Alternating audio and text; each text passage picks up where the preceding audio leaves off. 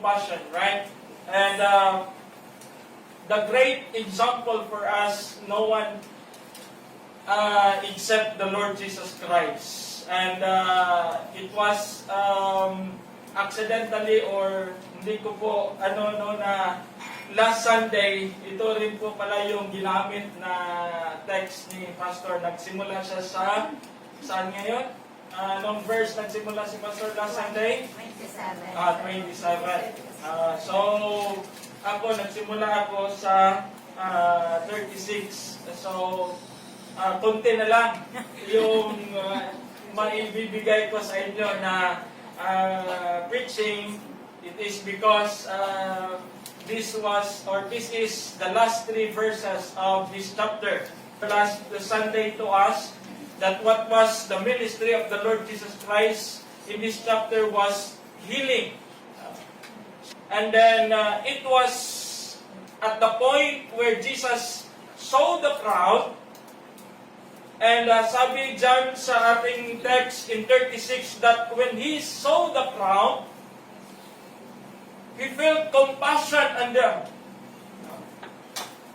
Yung, kumbaga yung, naranasan nyo na ba yung, nakita nyo yung mga tao, at saka, yung nararamdaman nyo, parang may kirot sa puso. Na, sa isipan nyo, paano ako maka-help sa ganitong sitwasyon. And Jesus Christ, we know that Jesus Christ can do all things. Jesus Christ, for Him, it is no impossible. Right? And we know who Jesus Christ is as we have a personal relationship to Him. Now, our focus for this morning is that the compassion that He has. What kind of compassion that the Lord Jesus Christ has na siguro wala sa atin. Na siguro hindi pa natin nagagawa. Anong klaseng compassion ang nasa Kanya that way, it's two-way different from us. Ano po? So, compassion, when that word is used, most people don't have any idea at all what it means. Di ba po? Kung mag-share ikaw sa tao na gusto mong i-share yung love ng Panginoon, when talking to them with this kind of topic, that God loves them, that God has a compassion on them, siguro may magtatanong, ano ba talaga yung word ng compassion? Or ano ba talaga yung word na love? Siguro yung tao na nakausap natin, they never feel what love is. Siguro dito sa Hong Kong, maraming kababaihan or kalalakihan na hindi talaga alam anong meaning ng salitang love and compassion. Yung totoong meaning na sinasabi ng Biblia. Because sometimes we have our own idea what love is. Maraming kasabihan that love is like a river. Love is like a bubble gum. Love is like that. Di ba po? Madaming ikinocompare na mga bagay o mga salita patungkol sa love, pero hindi naman talaga na-i-express kung anong tunay na meaning ng love, ng pag-ibig or compassion. And this is what Christ expressed to the people what love is. ipinapakita ni Kristo Jesus hindi lang sa mga tao na sumusunod sa Kanya, kundi sa mga disciples na rin na sumusunod sa Kanya. This is what love really means. This is what compassion really means. And sometimes, the sad thing is that men, hindi naman lahat siguro ng mga kalalakihan, siguro may iilan. Men, especially, are guilty of viewing compassion as something weak. Siguro yung mga kalalakihan, kung baga, pag nakita yung lalaki na umiyak, ay, bakla to. Di ba? Pag may nakikita kayong lalaki na parang, ano ba yan? That is weak and soft, and ganyan yung nasa isipan ng hindi lahat ng kalalakihan. Some of them. Kasi nasa isip na kailangan macho, burosko. Kailangan talaga matapang. Walang iyak-iyakan.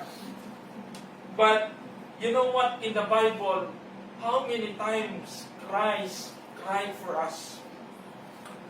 Right?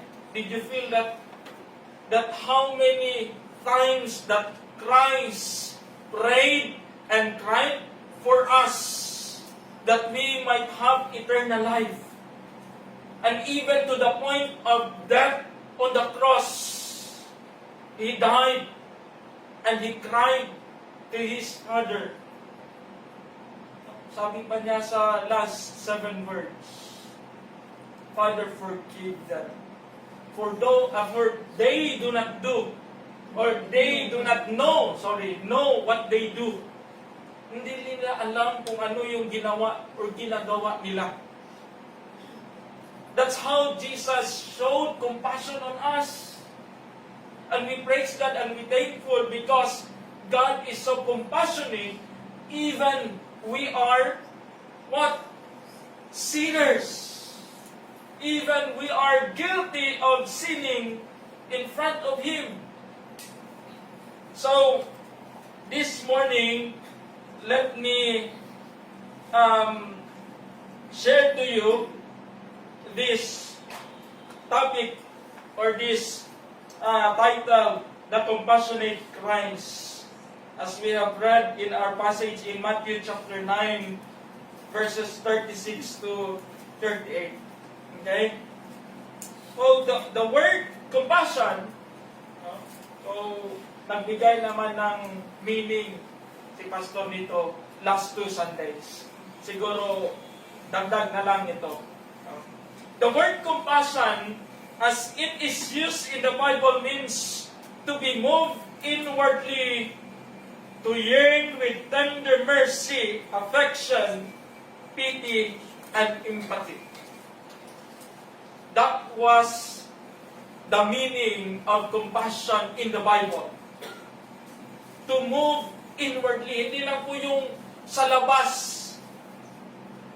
Hindi lang po yung kung ano ang nasa labas natin ang gumagalaw. Kung hindi yung sa inner part, inward part talaga ng ating buhay, doon nagsisimulang gumalaw yung compassion. And the center of our emotion is our heart. Di ba po? So, ito po yung sabi dyan, no, na meaning na galing sa Bible.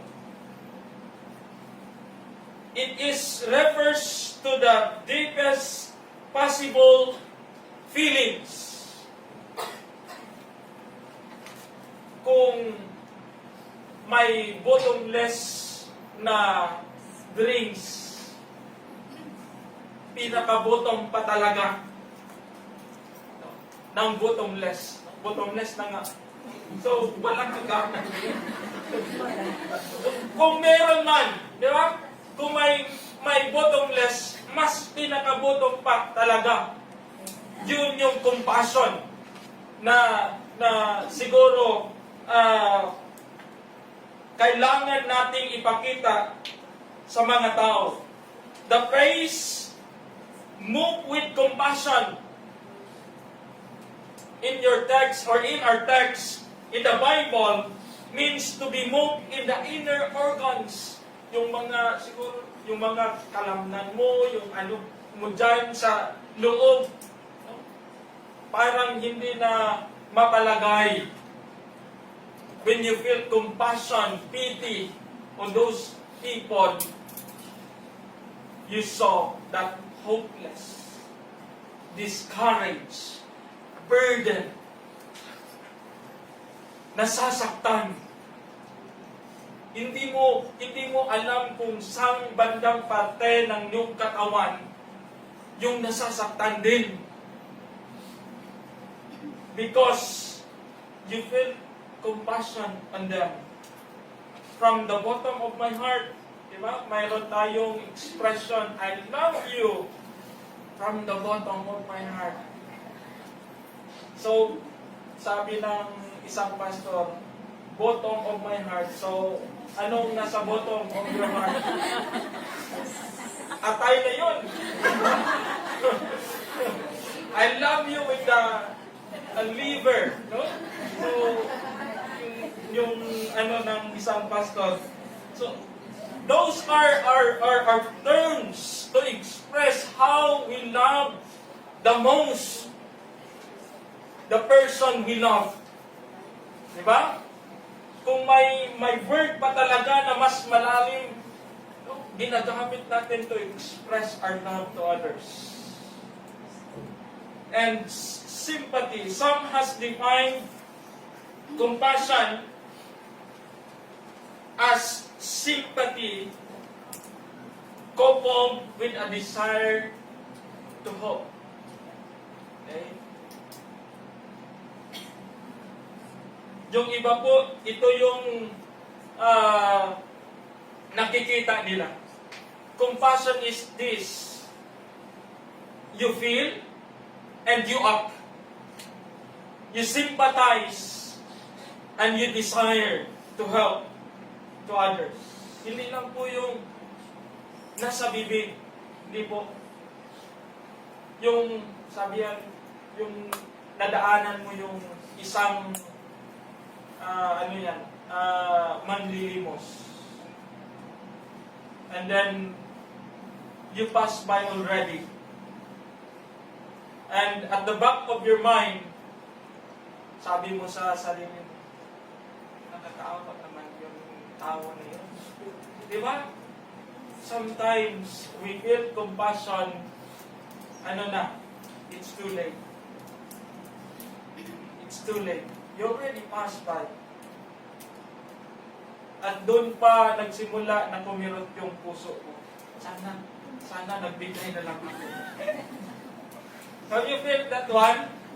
Naranasan nyo na ang ganyang feeling. I'm not, hindi po ako, I'm also one of that. Na many times talaga ako na yung nakalampas ka na, doon ka pa nakarealize na sana nagtulong na lang ako, sana nagbigay na kahit konti man lang, nakatulong lang sana sa kanya, diba? And this was, no, ito po yung compassion na makikita natin kay Jesus Christ. So, this morning, compassion is sharing feelings of others and possessing a desire to help them in their trouble. Ito po yung kabuuan na makikita natin sa sermon na ito. Compassion is sharing feelings, what you feel. So, and possessing a desire to help them in their trouble. desire. Diba po? Yung desire na gusto mo talaga na tumulong. Hindi lang yung kagustuhan mo talaga, yung kailangan mo talagang gawin. Hindi lang yung you want to help. Gusto mo lang yung walang nagawa. Gusto mo lang. Diba? Gusto mo lang tumulong pero walang nagawa. It is not the same with this what you call this term, desire. Desire comes from the heart na talagang gustong-gusto mong tumulong sa iba. And there are 3 things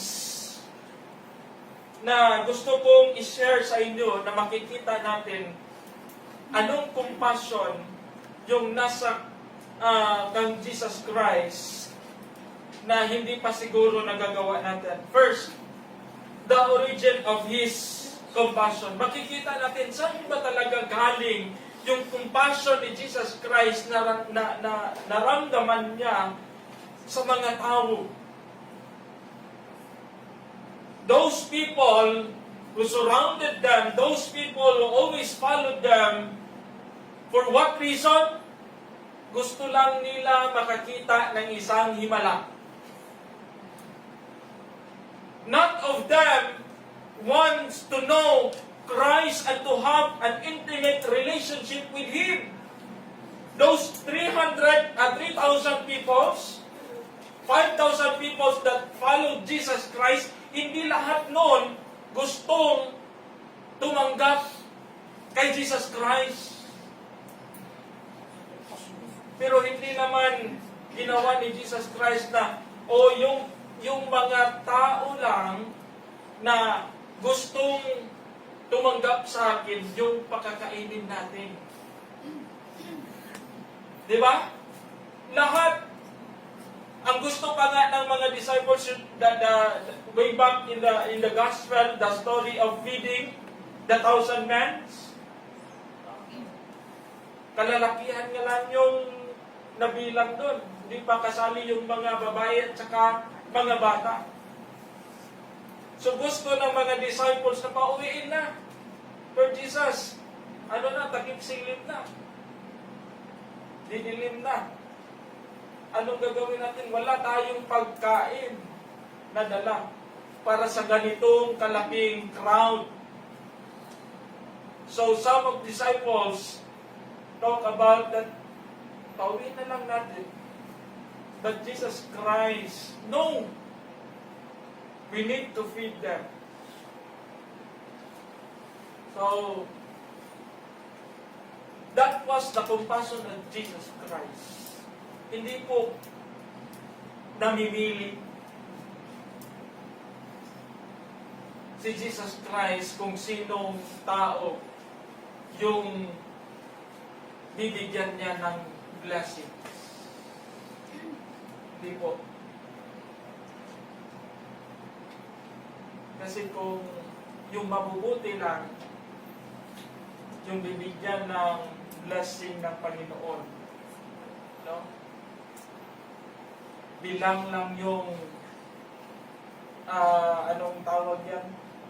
Bilang lang yung basang bubong ng bahay. Gets nyo? Nag-gets nyo? Bilang lang yung bubong na basa, siguro. Kung pili lang yung gustong i-bless ng Panginoon. Diba? Hindi naman lahat ng tao masama. Hindi rin lahat ng tao mabuti. Pero sa tuwing umuulan, lahat basa. Lahat nababasa. Kasi hindi pinipili ng Diyos. Diba? So, dito makikita natin saan ito galing yung compassion na ipinakita ni Jesus Christ. Una is that originated in His essence. originated in His essence. Diyan po natin makikita kung saan talaga galing yung naramdaman ni Jesus Christ na compassion sa mga tao na sumusunod sa Kanya. Okay? In His essence. Now, He is not encumbered with a fallen nature. He is not selfish. He is not self-centered. And He transcends all the fault of flaws that mark humanity. Now, yan po yung essence na nasa kay nasa kang Jesus Christ. Ano po? He is not encumbered with a fallen nature. Hindi po siya nadala ng anumang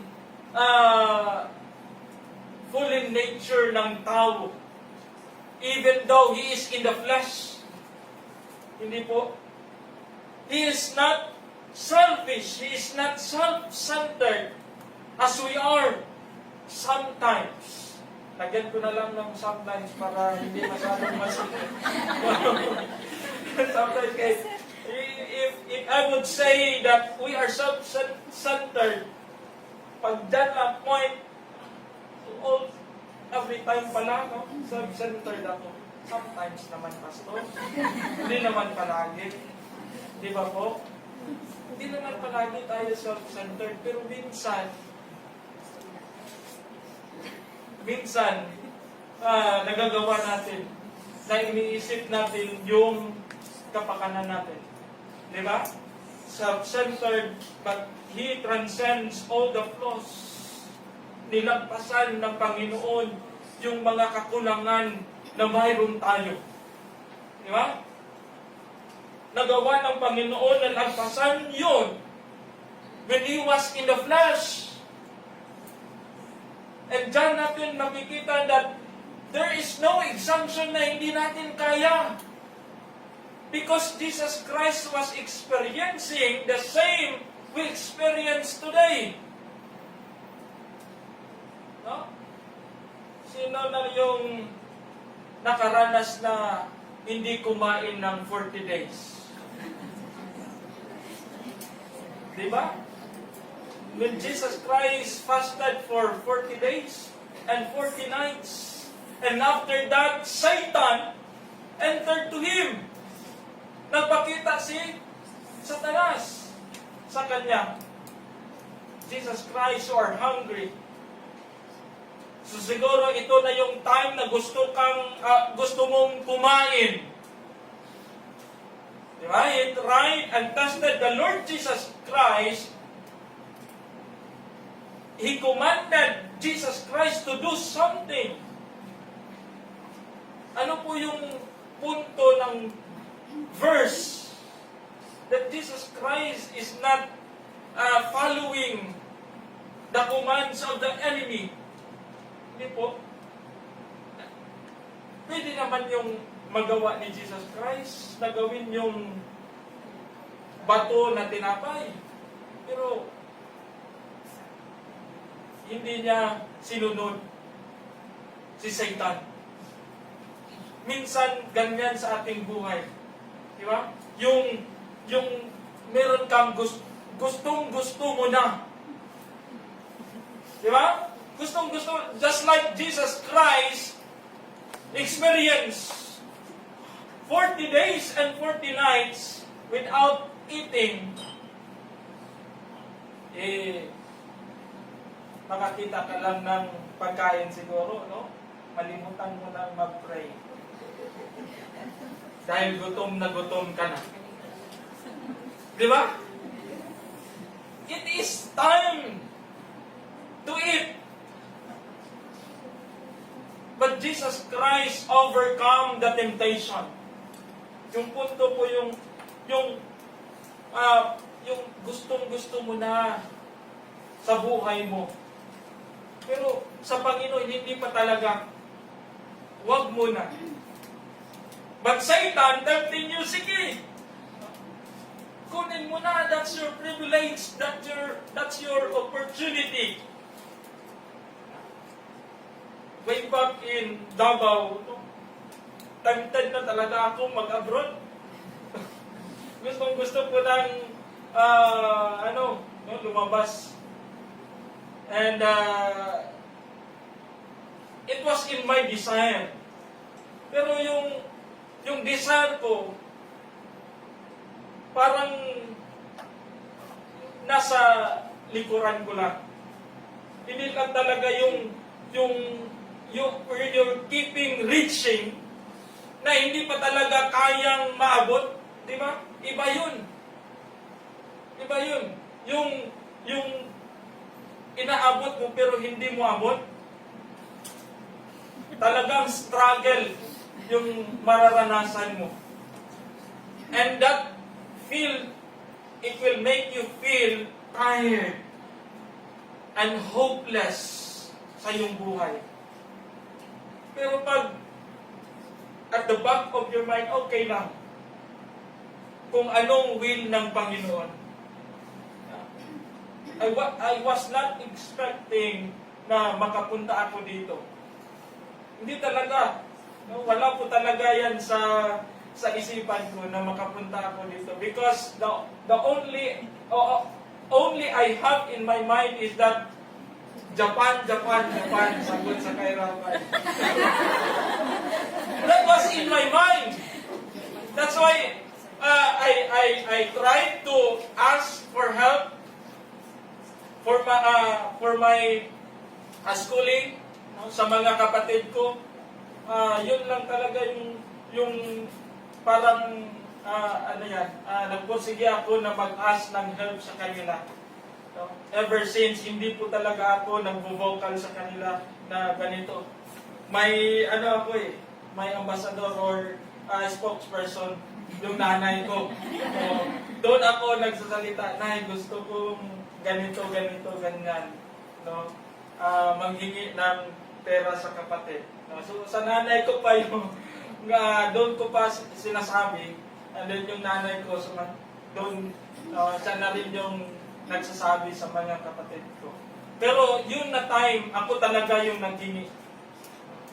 Kasi gusto ko nang mag-aral noon.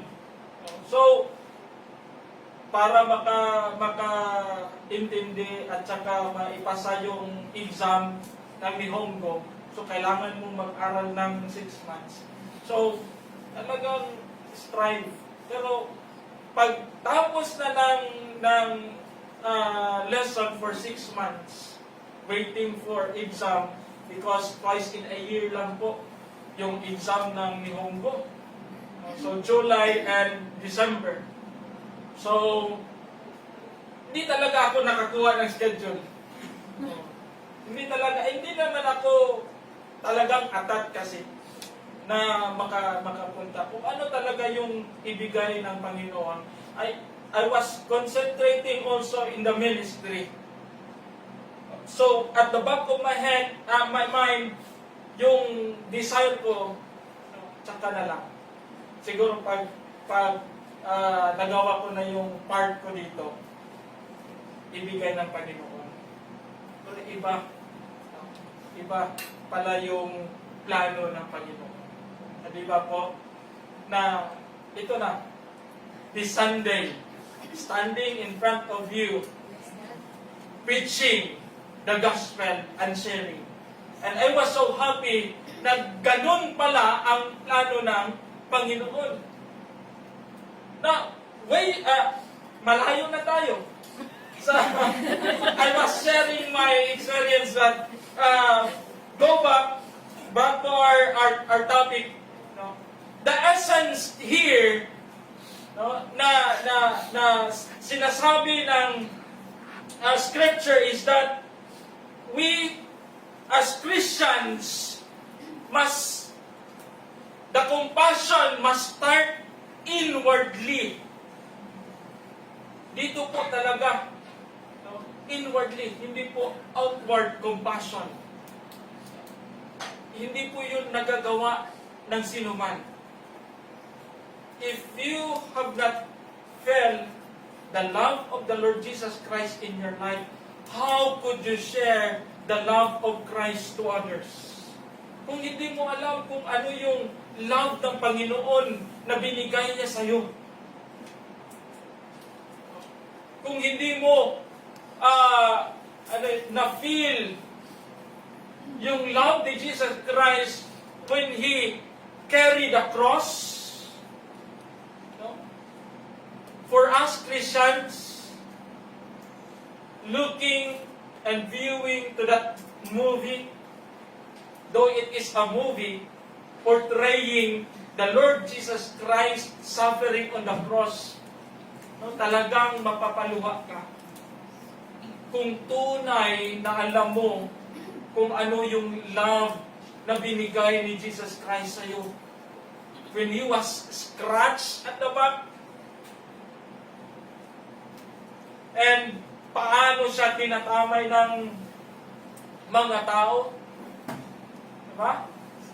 Carrying the heavy burden of our sins. Doon pa lang, ma-feel mo talaga yung compassion na nasa kay Jesus Christ. So it was, many people read the Old Testament, come away with the idea that God is mean. Di ba po? Sa Old Testament, if you read the Old Testament books, sometimes God is full of wrath because of the sinful people. God is so mean to His people na, the Israelites, God let the Israelites to be captured by some other kingdoms, Babylon, Palestine. But in order for them to realize what God wants them to do. Minsan ganun din po sa buhay natin. May mga realization sa buhay natin na kailangan gawan talaga ng Panginoon ng paraan na ma-realize mo. To the point na hindi naman masaya ang Panginoon na nakikita tayong nahihirapan. I believe that Jesus Christ and God is not happy seeing us feeling the burdens, problems, distress in life. But sometimes, God just wants us to feel those things in order for us to realize the things in life. And this is the essence that God wants us to feel also. He is holy. And Jesus is, in the New Testament, reveals the exact nature of God. He reveals the exact nature of God. That Jesus Christ in the New Testament, rather. And in John 1:18, in King James Version, sabi po dyan, no man had seen God at any time. Di pa natin nakita yung Diyos. Sino na nakakita ng Diyos sa inyo? Wala pa. Diba? Siguro pag nakakita ka na o nakita mo na yung Diyos, hindi ka nakauli namin. The only begotten Son, which is in the bosom of the Father, He had declared Him. The word He is the Lord Jesus Christ, referring to the Lord Jesus Christ, and Him is referring to God. Jesus Christ declared the Father or showed to us the Father in other translation. King James lang po yung ginamit ko kasi siguro yun yung common sa inyo. But my Bible is ASV, and sometimes I use KJV, no? New King James translation. But this one, no, says that only Jesus Christ declared and expressed who God is.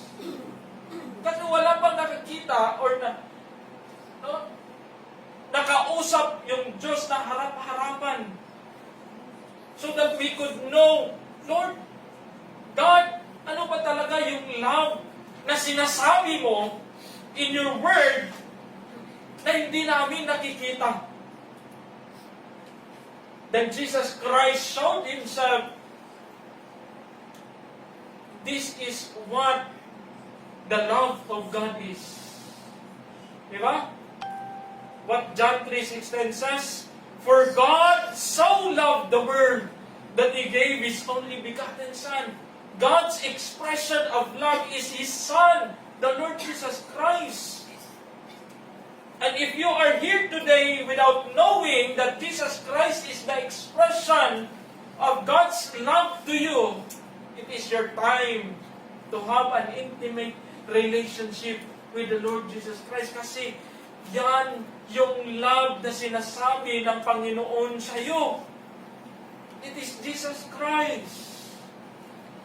Jesus Christ that suffered many things for our own good.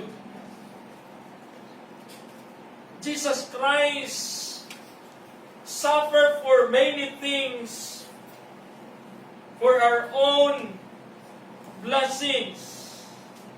And in John chapter 14 verse 9 says, Jesus saith unto him, have I been so long time with you?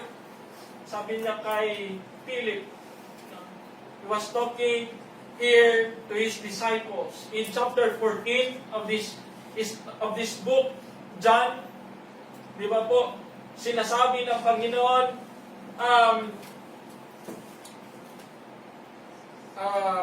let not your heart be troubled. You believe in God, believe also in me. In my Father's house are many mansions. And then sabi ni Thomas kay Jesus Christ, Lord, hindi po namin nakita yung Diyos.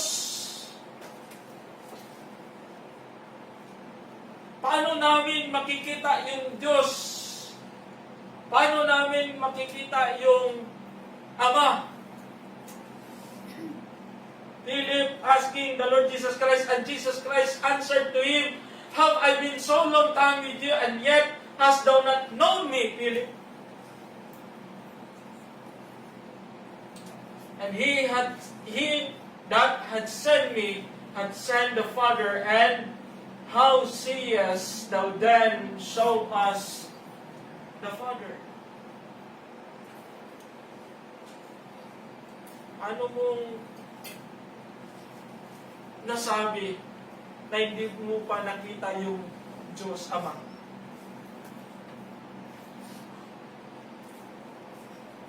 This was the essence that has in the Lord Jesus Christ. The essence of expressing the love of the Father through His life. And we Christians, in order to express the love of Christ, is to express it in our lives to others. Ito po yung kailangan natin gawin. Kaya po, I encourage you to know deeper what love of the Lord Jesus is. What love of God is sa ating buhay. For you to have more idea. Ano ba talaga yung love na kailangan mong i-share sa ibang tao? Oh, mahirap mag-share pag walang alam. Diba? Yung nakikimarites ka lang. Diba po? Kulang-kulang yung ano mo, yung nasasabi mo. Diba hindi naman yung so, this coming 18, lalabas tayo. Tapos, iilan sa atin mag-share. Or tayong lahat mag-share. Tapos iilan sa atin hindi talaga alam kung anong kailangan natin sabihin, anong kailangan natin i-share. Nakikinig, pero hindi talaga buong istorya yung napakinggan. Iba-iba. Or hindi talaga kompleto. So, putol yung idea na narinig mo, pag-share mo, wala, putol din. Hindi na alam. Siguro magkamali-mali ka pa. Mabaliktad mo pa yung masasabi mo. Kaya I encourage you to know deeper, to have an intimate relationship with the Lord. To have an intimate relationship with God. I know, ladies, wala namang lalaki, siguro, daling umiyak yung mga kababaihan. Yeah? Ganyan rin yung nanay ko. You are so soft. And yan yung nasa inyong characteristic na yung talagang nakikita, no? Na sometimes men cannot do. Sometimes we cannot do. No? Na umiyak sa inyong harapan o umiyak sa ibang tao. Hindi ka naman siguro nakakitang dalawang lalaki nag-iyakan. Di ba? Marami akong nakitang babae. Babae na dalawang nag-iyakan. Pero lalaki, wala po. Hindi po. Please remember my family at church. Yung work ko in mission church doon sa bukid po. Remote areas, wala talagang signal. Mahirap. So, mahirap. And then, makita mo yung sitwasyon nila sa buhay. Yung gusto mo sanang lahat ng bahay, mabigyan mo ng tulong, pero hindi mo magawa kasi konti lang yung resources mo. Kaya, pag nandun ako, talagang binibigay ko lahat ng kaya ko maibigay sa kanila. And it will, sometimes, it will, yung parang, kinikulot talaga yung puso. When you really love what you're doing, when you really love what you are sharing, talagang buong puso mong naibigay sa ibang tao. That was the essence of the Lord Jesus Christ in His compassion when He saw the crowd, when He saw these people. And He is holy God, He is consuming fire, He is a God of wrath and judgment, yet He is also a God of infinite love, grace, and mercy and compassion. Yan po yung Panginoon natin. Secondly, originated in His experience. Ito po. Hindi po exempted si Jesus Christ because He is God. Nagagawa niya po yung gusto niyang gawin, Pastor, kasi He is God. But when we are talking about experience, Jesus Christ experienced a lot. The same like us. He originated in His experience. Jesus did not come into this world to live an idyllic life.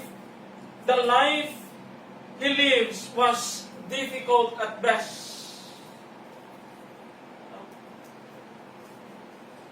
He was born in a manger, in a poor family, and when he grew, he was rejected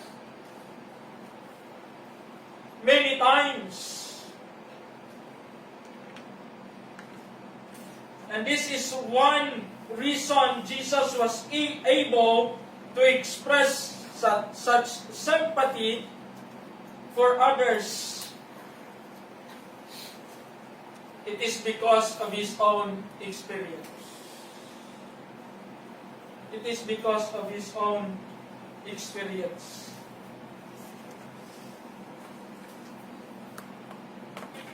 In abject poverty. Yan po yung naranasan ni Jesus Christ. He knew about loneliness.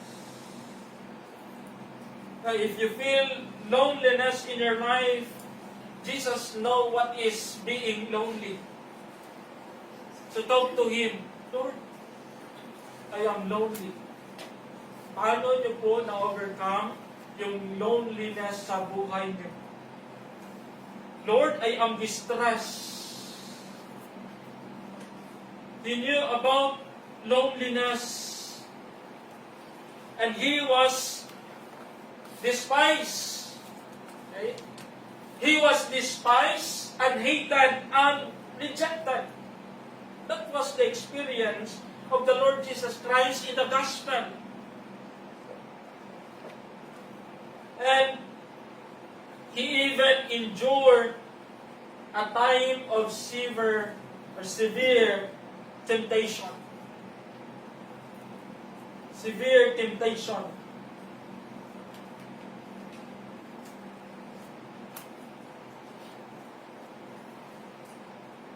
So, Jesus knew the feeling of pain. If you have pain today, Jesus knew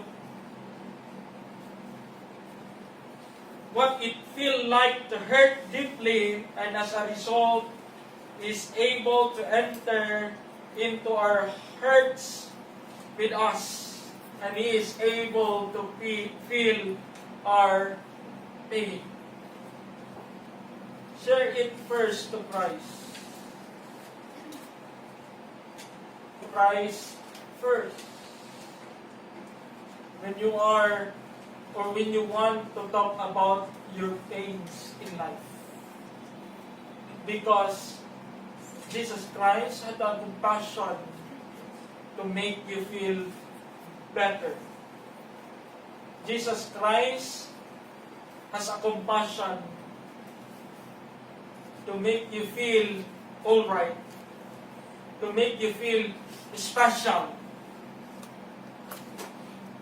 If you want a special attention, then go talk to Christ, not to others. First, maigi po yung pain natin on us. Experience it. Okay. The essence, it was originated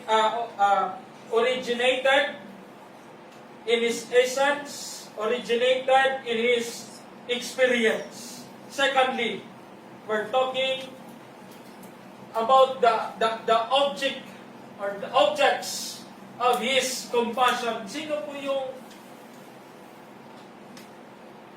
object ng compassion ni Jesus Christ? Okay. Una, He feels compassion for the scattered ones. He feels compassion for the scattered ones. Yan po yung nasa text natin. He felt compassion on them. A sheep without a shepherd. And second, He feels compassion for the sinning ones. Yung mga kasalanan. I have also a ministry in jail ministry and in police ministry. Every Monday, I used to preach in one of our station in Davao. And after that, we go to their prisons. And there is a time I shared about John 3:16. John 3:16. And I talked to them, yung mga nasa bilangguan. I talked to them, and one of the prisoners cried. Malapit na akong matapos na mag-share sa kanila. And sinabi ko sa kanila that you are so privileged and has the opportunity to feel what the love of the Lord for you. Bakit? Kasi nasa loob kayo ng bilangguan. Why? If you saw or if you look at what God has planned in your life, why you are here, sabi ko sa kanila, siguro ang gusto ng Panginoon is that you stop kung ano man yung ginagawa nyo ngayon. Kasi love kayo ng Panginoon. Hindi niya gustong ipagpatuloy nyo yung kasalanan na ginagawa nyo sa labas. Kaya, He let you in this prison for you to realize that God loves you. Hindi gusto ng Panginoon na ipagpatuloy mo yung pag-drugs. Hindi gusto ng Panginoon na masira yung buhay mo sa ganyang bagay. That's why there is a person who cried a lot. And I hope he really realized na love siya ng Panginoon on that day. And sometimes, it is also an experience for us na may ganoong bagay sa buhay natin na ginagawa ng Panginoon na ma-realize natin that He really loves us. No? Siguro there are things that it is hard for you to bear this time. There are pains. It is giving you a lot of ache in your life this time. But you know what? It might be that would be the time that God will show and you feel a lot of love in your life. Hindi ka naman kasi maka-feel ng love if punong-puno ka ng love. Diba? Hindi ko na kailangan, Pastor, ng love. Kasi I'm a lovable person.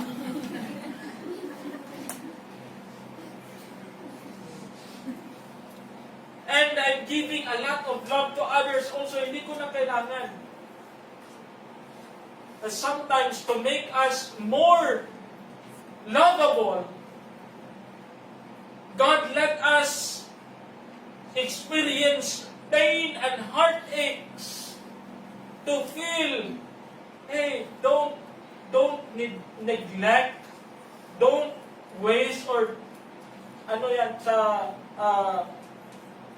take it for granted yung love ko sa iyo everyday. Nasasabihin mo sa iyong buhay na parang hindi ko na kailangan na may mag-love sa akin. Kaya ko nang mabuhay na ako na lang. Kasi love ko naman yung sarili ko. Ano pang kailangan kong hanapin? mag-love ako ng iba, sasaktan lang ako. So ako na lang yung mag-love sa sarili ko. Diba? But you know what? It might be God's ways to feel you that every day He loves you. Kaya He let some pains and burden to encumber their life. To feel that you are loved by God. Hindi para saktan ka, hindi para malugmok ka sa kung ano mang nararamdaman mo. And to the point na maging stress yung kinalabasan. And sometimes we saw it in social medias because of stress na ma-feel mo yan sa buhay mo. Those people are really stressed in their life. It is because they don't know about God's love. They don't know about Christ's love in their life. Yung kumbaga, wala nang nagmamahal sa akin. Mayroon akong experience in my vacation in the Bible school. Pagkatapos po ng yung pag-aaral namin, may vacation. So, pumunta ako sa ate ko. Tapos, may pumunta doon, nakiusap na kung pwede, bisitahan ko yung kilala niya. No? Siguro relative ng driver nila or anak ng driver nila. So, pinuntahan ko Bible study. Pagpunta ko doon sa bahay nila, siguro nasa mga 16 years old. No? And then, alam nyo anong nangyari sa kanya? Because her grandmother died, he said to herself, I did not believe God. He rejected God in his life, or her life. He rejected Jesus. He dineclare niya talaga sa kanyang buhay, hindi ko kilala o hindi ako naniniwala na may Diyos. Ilang araw, nakakakita na siya ng hindi nakikita. So pagdating ko sa kanilang bahay, asa na yung baligo ko. Kasi hindi talaga. I was reading the John 3:16, Psalm 23, but behind of my back, baka anong gawin ito sa akin. And may sumasabi na sa kanya. Yun yung nangyari sa kanya. It is because he really declared to herself na hindi talaga siya naniniwala sa Panginoon. Kaya siguro yung demons, evil, no?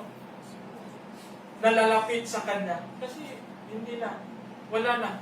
She is close-minded about God.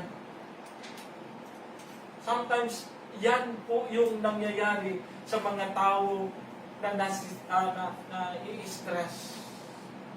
They are closing their minds that there is no hope at all. And they come to the point that wala.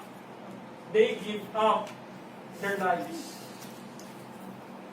Recently lang, may nakita ako sa Facebook, babae, umakyat ng new, or tama ba? No? O, lubi sa amo. No. Because of stress, tumalon. May rescuer sa ibaba, hindi naman nasa loob. Oo. Nakita niyo yun sa ano?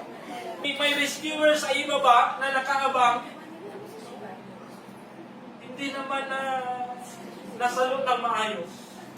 Wala rin. Siguro namatay rin yung babae. Una-ulo. Because of stress. But when we really know Jesus Christ in our life, there is no vocabulary in us, or there is no word in us na stress or depression. Sorry, depression pala yung term, depression. No? Because sometimes na-stress pala tayo sa mga siguro mga binabantayan natin ano. So depression punto ko. Depression. No? Wala yan sa vocabulary ng Christians. Depression. Christian na de-depress. Ano yun? Hindi totoong Kristiyano yun. Yung may depression. Kaya kung may dictionary kayo, gupitin nyo yan. Depression. Sunugin nyo. Wala yan sa vocabulary natin. Depression. May pain, may heartaches, pero nawawala yan. Nawawala yan dahil sa love ng Panginoon sa atin. Nawawala yan dahil sa compassion na ipinapakita ng Panginoon sa atin. Pangatlo, He feels compassion for the sick. He feels compassion for the sick ones. And pangapat, He feels compassion for the suffering ones. No, hindi ko alam kung saan kayo banda dito. Hindi ko alam if you are the scattered one, if you are the sinning one, if you are the sick or the suffering one. And lastly, He feels compassion for the seeking ones. Meron ba sa atin ngayon na you want to seek something in your life na nasasabi mo, there is lacking, Pastor. Mayroon talagang kulang na hinahanap ko sa buhay ko. And that lack na hinahanap mo is the Lord Jesus Christ. Ang kulang na peace sa iyong buhay ay yung Panginoon. And that's how, or this is the object of Christ's compassion in the gospel. Hindi lang po yung nasa Matthew chapter 9 verse 36, the scattered ones na ipinapakita ng Panginoon, but this one also. And lastly, sorry, I last na talaga. Okay? So, sige, madali natin to. The objective of his instruction. Okay? The objectives of his compassion, layunin, bakit nagmamahal ang Panginoon? It is to instruct us to love others also. Okay? Diyan po yung sabi ng Panginoon sa dito sa gospel. If we are to read some of the gospels, sometimes the disciples knew nothing about compassion. Even James and John wanted to call fire down from heaven to punish a Samaritan village that refused to receive Jesus. Diba? Yung disciples na ngayong nag-ask kay Jesus Christ, would you let the fire come down to heaven to burn this village? Because they rejected you. But Jesus Christ, no. Hindi dahil ni-reject nila ako, is gusto ko nang mag-suffer sila. Hindi po yung compassion, yung layunin ng compassion ni Jesus Christ. Layunin niya is that to instruct us to have compassion even to the worst one. I remember about the story na yung pumatay sa kanyang anak, kinupkop niya sa bilangguan. Pulis pa naman yung pumatay sa kanyang anak. Pagkatapos na makalabas nung nakapatay, pinag-aral niya, kinupkop niya, dinala niya sa kanyang bahay. Even to the worst one in our lives, we need to show compassion on them. It is because it was instructed by the Lord Jesus Christ to us. Okay? Another time, the disciples wanted to send a hungry crowd away with nothing.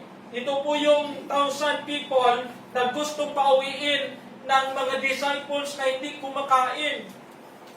But Jesus Christ want them to feed.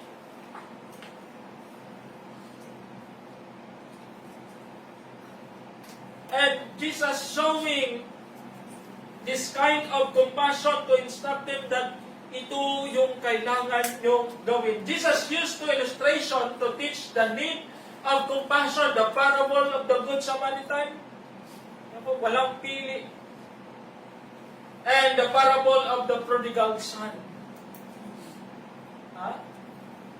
Kahit na yung prodigal son, kinuha na yung lahat ng ari-arian na para sa kanya. At ginamit niya sa labas. Di ba po? Yung good at yung prodigal son. But the father is always willing to accept him. And ganda din po yung Diyos. Even though we enjoy our life here, sometimes we forgot about God, thinking ourselves our own sake. But God is always waiting, always ready to accept us back in the family. Ito po yung instruction ni Jesus Christ sa atin. It may against our human nature to be compassionate, but it is not against our new nature. When we are saved, we are given all the resources we need to fill the needs and burdens of others. It is against, or it may against our human nature to be compassionate, but it is not against our new nature. All things are passed away. Behold, all things became new. Yung siguro matataray na ugali natin. Diba? Minsan yung ibang tao na asiwa na kumakausap sa atin, parang ano naman yun siya? Yung kilay, no? Parang stricta yung dating. Pero hindi naman pala. Yeah? Sometimes we look at in the outward appearance. Yeah, but God changed us inwardly. Huwag yung sabihin na ganito na talaga ako, pastor, dati pa. Yeah? Oh.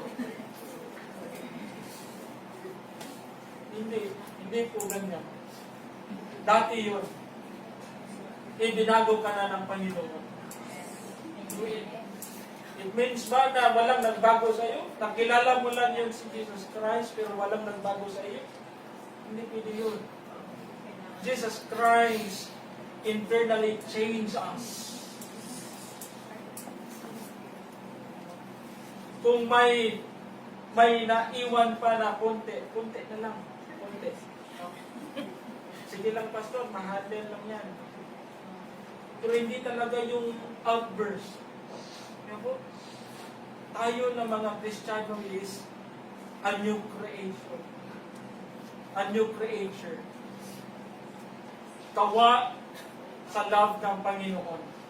Okay?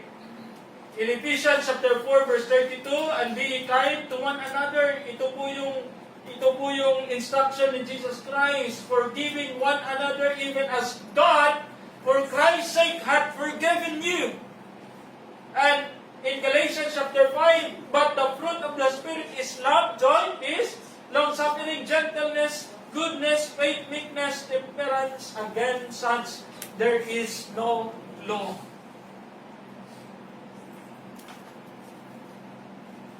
Asaan po yung nagawa natin dito sa fruit of the Spirit? Iilan po ba yung nagawa na natin?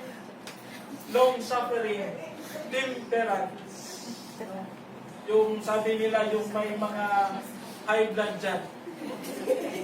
Nakokontrol nyo pa ba yung sarili nyo? Pag inaatake kayo ng high blood nyo? So, it comes from within. Because God changed us internally. And lastly, the objective of involvement. Ito po yung layunin, is to involve us. Not just only to instruct us, but to involve us by showing compassion to others. Compassionate involvement is the essence of the golden rule. What is the golden rule?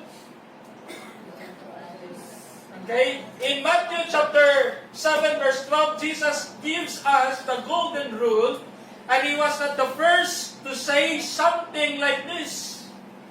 In fact, the Jews, the Hindus, the Buddhists, and others has been saying similar things for years. Ito po yung sabi nila, Hindu faith. Anong sabi ng Hindu faith about the golden rule? This is the sum of duty. Do not to others what if done to thee would cause thee pain. And Jewish faith, what is hateful to you, do not to your fellow man. That is the entire law. All the rest is commentary. And also the Zoroastrian faith, whatever is disagreeable to yourself, do not do unto others. And then the Buddhist faith, hurt not others with that which pains yourself. Huwag mong saktan yung iba kung ayaw mong masaktan. And Greek philosophy, Socrates, ito yung common sa atin, di ba?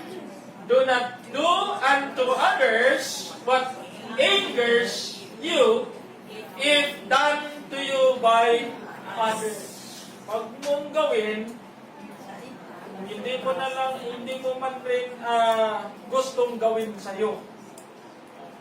Na ikagagalit mo. Huwag mong gawin sa iba. But these are the negative. These are negatives. Because sabi dito, do not. Diba? Huwag mong gawin. Pero ang sabi ni Jesus Christ in Matthew chapter 7 verse 12, therefore all things whatsoever ye do, that men should do to you, ano daw po? Do ye even so to them. Anong gusto mong gawin ng iba sa'yo, gawin mo rin sa kanila. Di ba po? May kaibahan. It is something positive. The Lord Jesus Christ wants us to involve, to do something to others. Not to do not do unto others. Yung anong bagay na hindi natin kailangan gawin. Pero ang gusto ni Jesus Christ is that to involve us kung ano talaga ang kailangan nating gawin. Okay? So, these are the golden rules. So, it is the objectives of this. Compassion is to instruct us and to involve us. As a conclusion, compassion is a desire to reach out and make a difference in the life of someone else. In truth, compassion is a desire to be Christ to someone else. Hindi po yung nagpaka-Kristo sa iba. Hindi po yung showing Christ to others. Showing Christ to others. I hope we have of who He is, and the object of His compassion is we, His people, and the objective of this is that to instruct us and to involve us to do compassion to others.